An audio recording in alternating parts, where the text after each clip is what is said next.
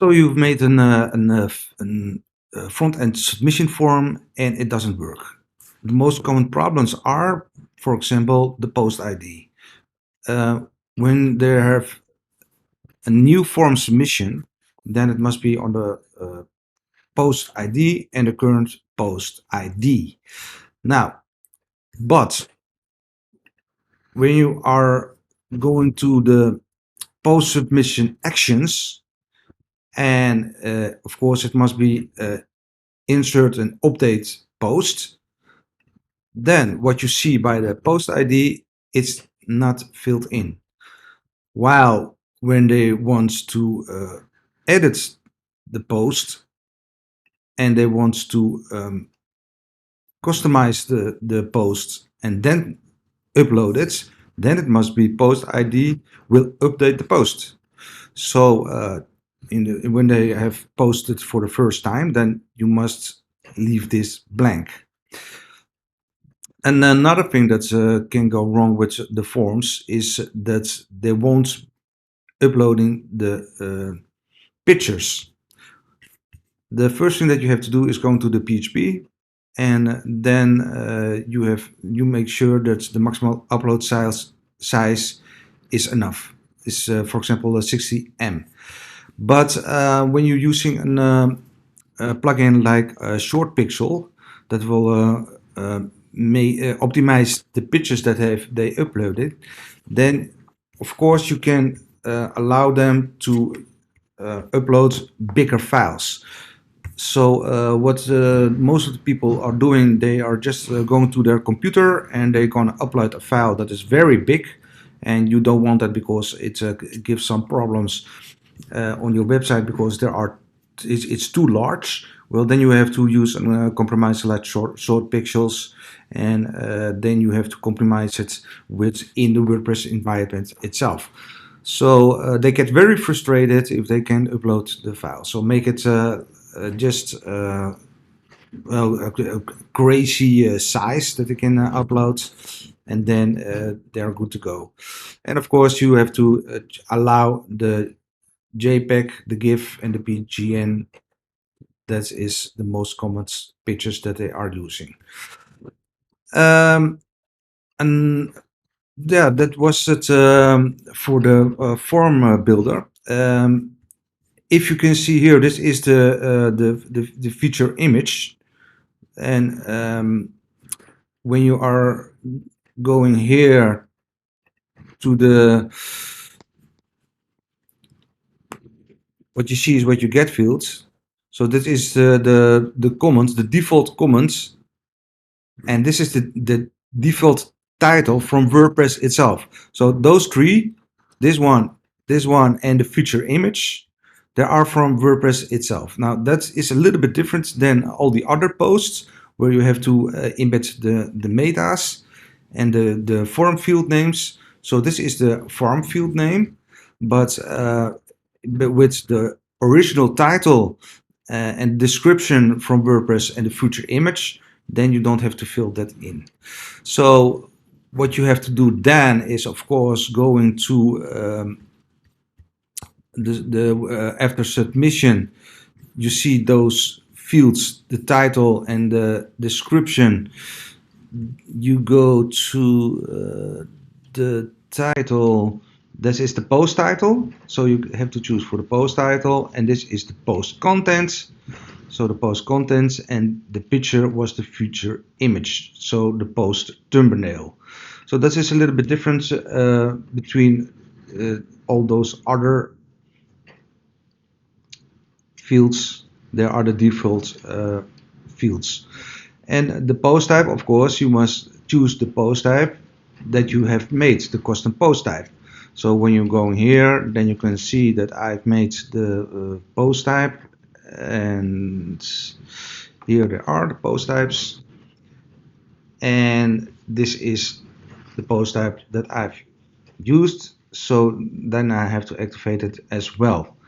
So don't use the other. There are a lot of WordPress built-in forms, posts, but you have to use the one that you've made on the custom post type.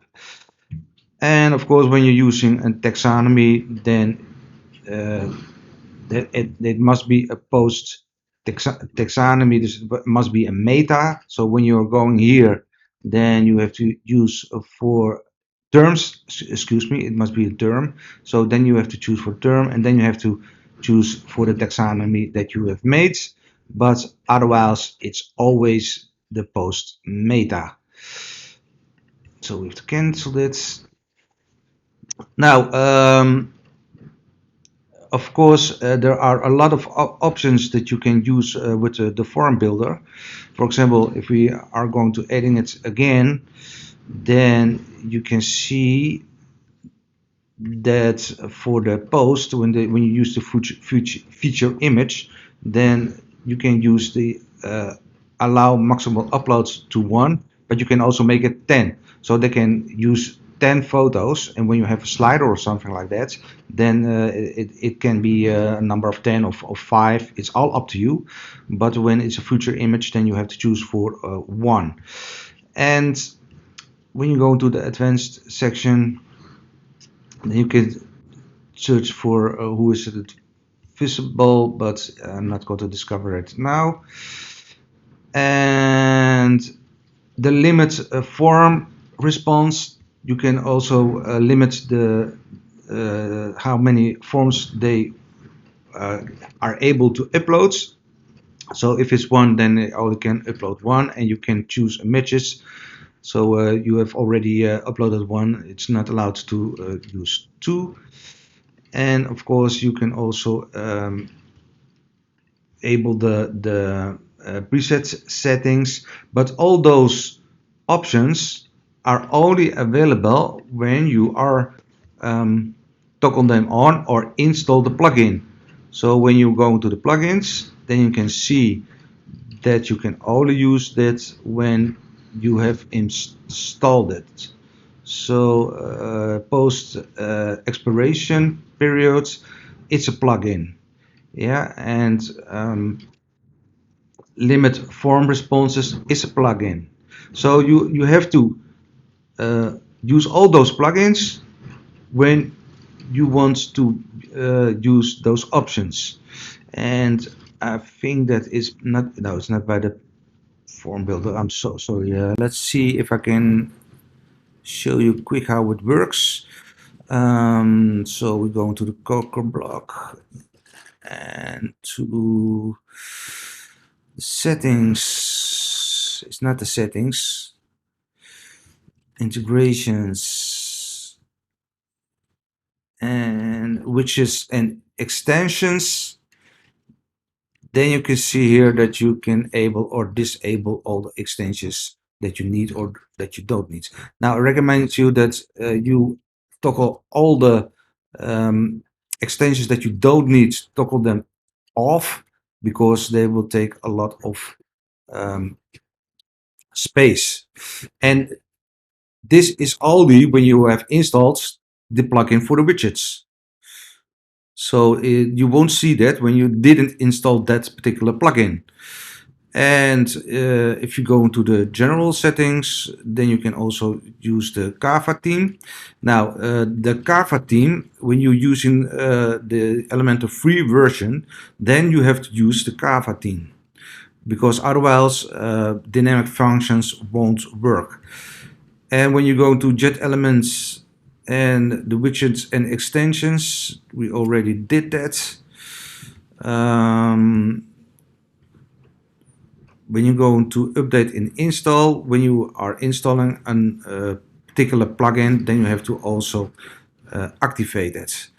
And of course, when you have installed a plugin like jetengie, then you have to go to the settings and then toggle on what you need. So, for example, the forms, you have to toggle it off on if you want to use it. The data store, you have to toggle it on. The profile boulder, you have to toggle it on. Otherwise, you won't see it. And the dynamic visibility widget is also very important. You have to toggle it on. And then when you see here the plugins that we saw for the post expiration period, you have to toggle them on. So it's very important everything. So you have to do it step by step, otherwise it won't work.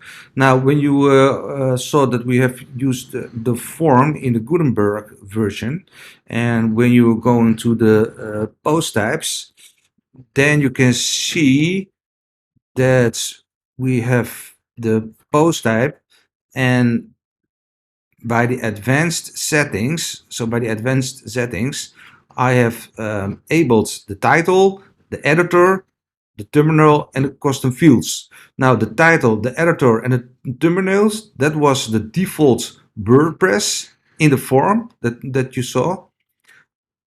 And you also have to enable the custom fields. So it's not necessary. Actually, you can't make meta fields with title, editor, and thumbnail, which are the default WordPress blog posts or posts. Sorry, there are posts.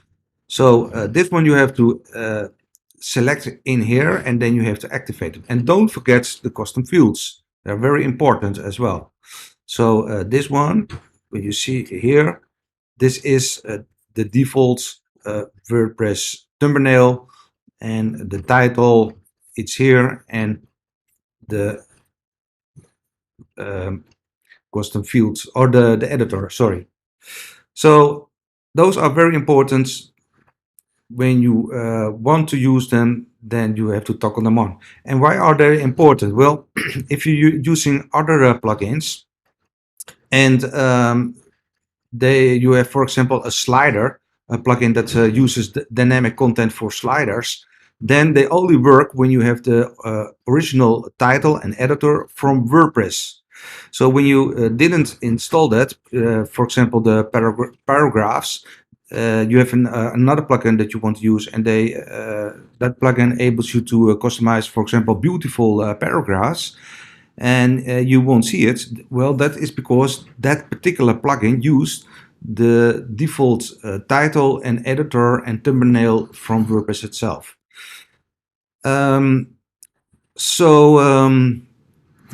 Yeah, that was it a little bit for this tutorial, and I hope it's a little bit helpful for you.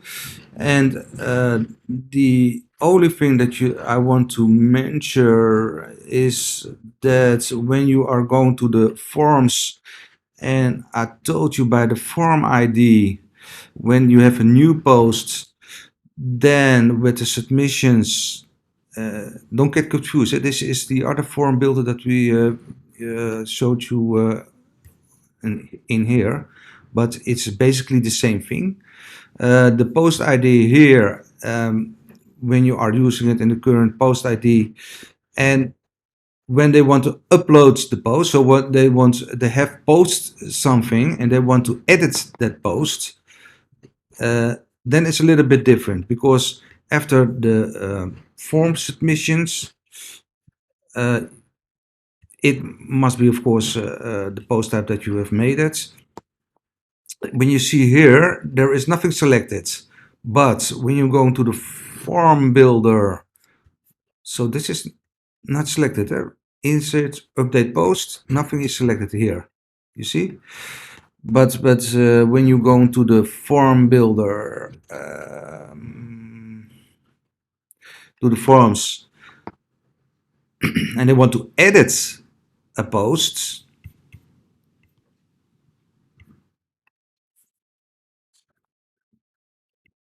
edit the post,